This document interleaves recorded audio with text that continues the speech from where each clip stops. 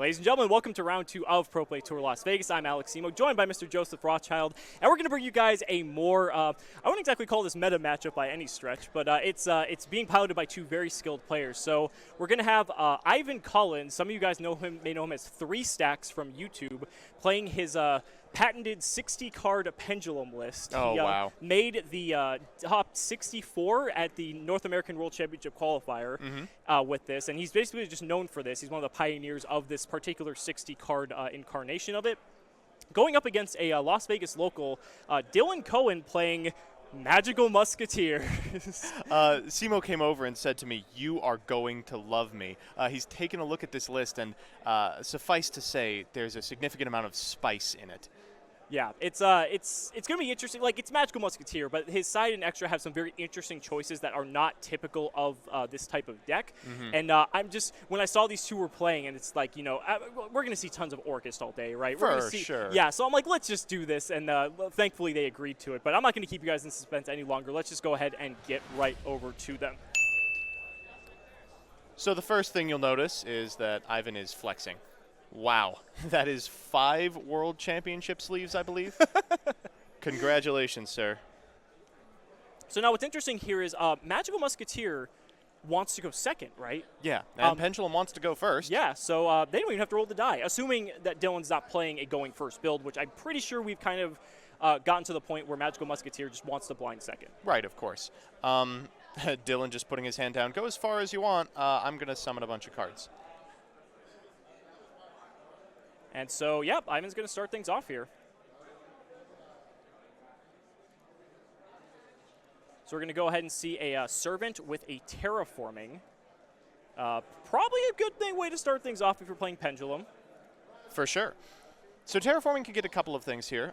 I like seeing Terraforming get a Secret Village of the Spellcasters, but I think we are more likely going to see Oracle of Zephyra. Yes. Now, Oracle of Zephyra, of course, is an incredibly powerful card, most known for its interactions during set rotation at 3 format. It searches a Zephyr card when it is activated and has effects based on Xyz, Fusion, and Synchro Summoning, I believe? Yes. 3 things that are unlikely to happen. Yeah, I don't think it's too likely to happen in this particular build. Obviously, Pendulum does have the capabilities of pivoting in those directions, but typically it's just being used to grab your Pendulum fodder, most notably cards like Zephyrath or maybe Zephyrenew if you already have that, just to be able to get you ultimately a Divine Strike as another layer of negation.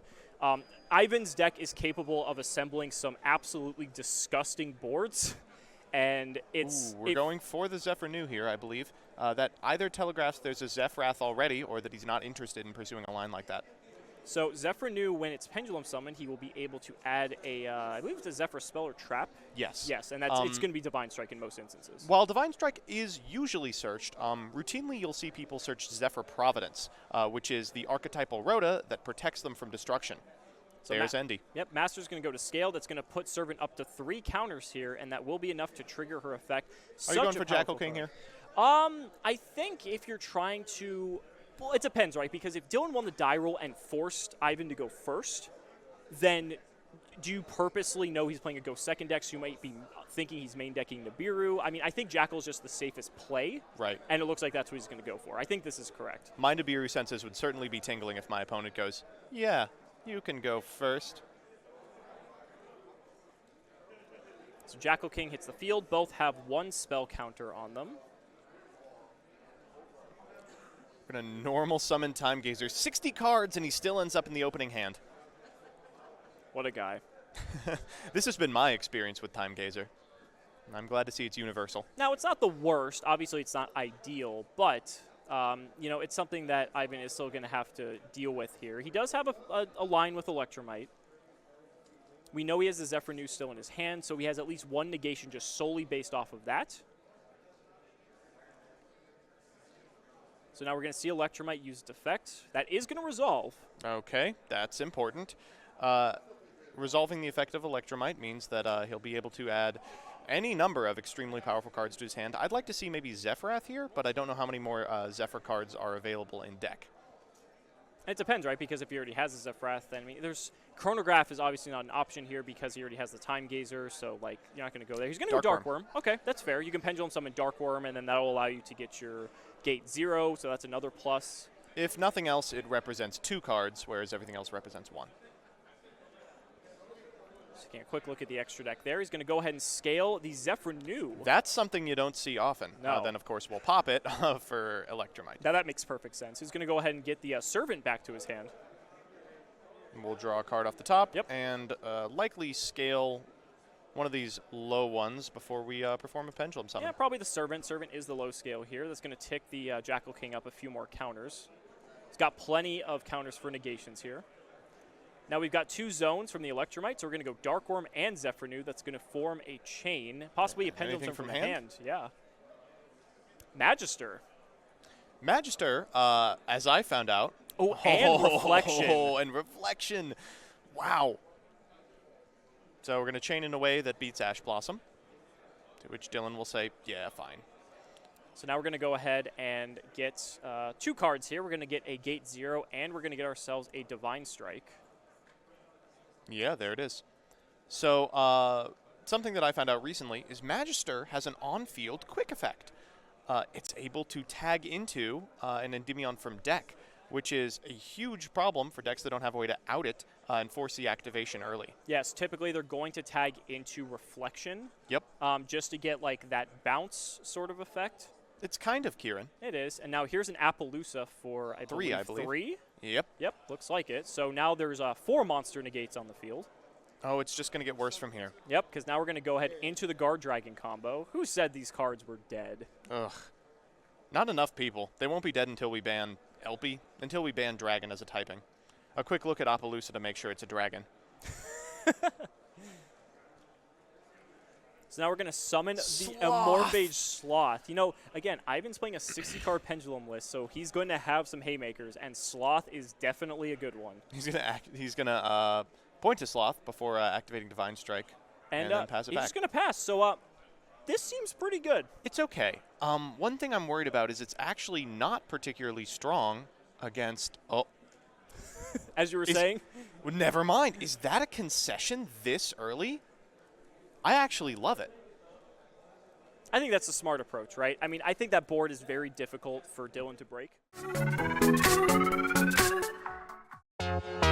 The grand tournament of the series is upon us as Season 2 comes to a close with the Pro Play Tour Invitational, where players will be playing for $25,000 in cash and prizes.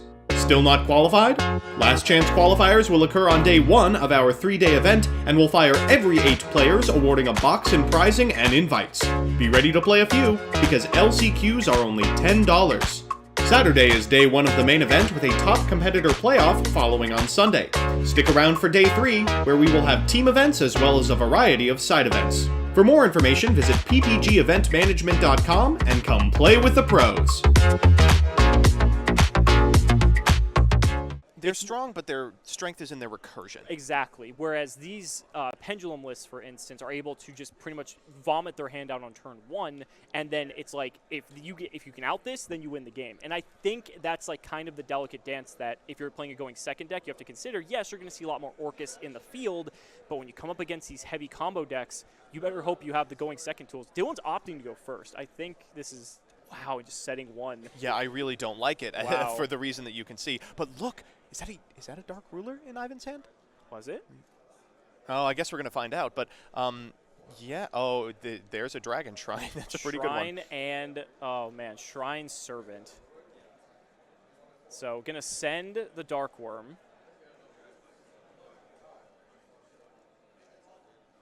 I mean, that has got to be a really good card that Dylan set. Okay, let's put ourselves in Dylan's shoes. What could that set be that's going to save him from dying this turn? So, the first thing I would say is Anti-Spell Fragrance, but it's a little late. It's a little late for that.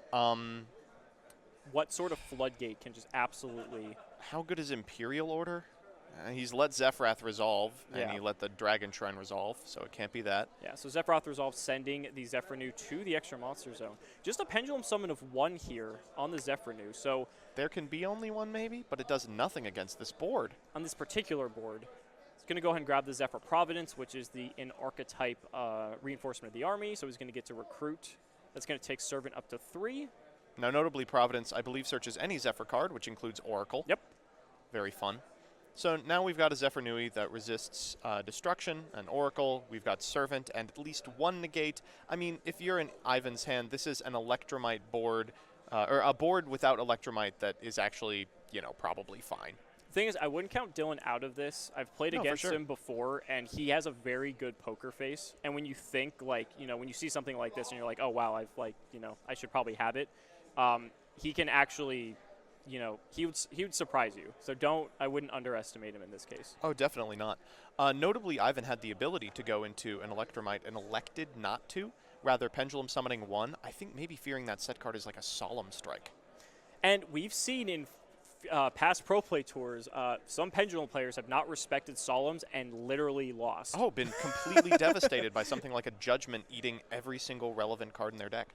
Like, this puts him in a winning position regardless and enables, you know, an Electromite play at a time when it's safe. Right. And so you have to think, though, too, like, if you're not going to, if you already Pendulum summons just for 1 to play around that strike, when do you use that strike, right? I mean, I feel like Electromite would probably be like one of the best opportunities to do it.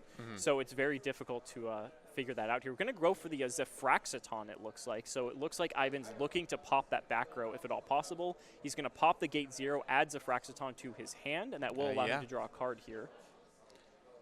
I guess we're going to get to see what that back row is. It's going to be really upsetting if it's Brick. So grabs his Zefraxiton. He's going to normal summon that because he's not done that yet. He's going to go ahead and pop the